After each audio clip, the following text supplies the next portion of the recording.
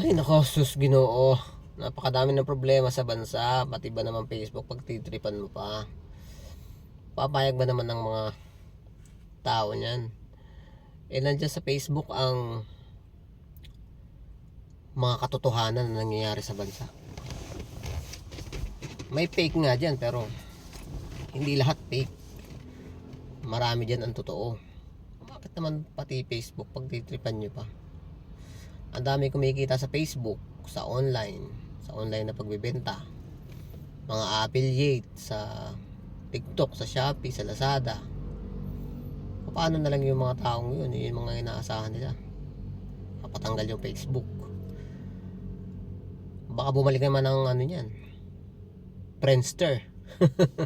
Patatanggal yung Facebook. Pambira talaga. Ang dami problema ng bansa. Lubog ang Pilipinas, lubog ang Manila. Bakit sa Davao kayo sa Davao kayo nag-iimbestiga?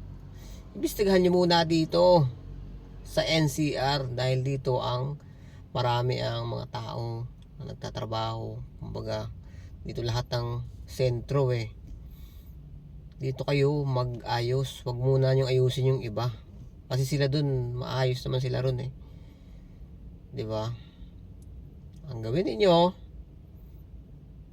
check nyo mabuti kung anong mga dapat magandang gawin. Hindi yung Facebook, pagtitripan nyo pa. Ang dami napapasay ng Facebook. Ano ba naman kayo? Isip-sip nga kayo ng ibang hindi yung puro kalokohan ang pinagagawa ninyo. Anak ng tokwa.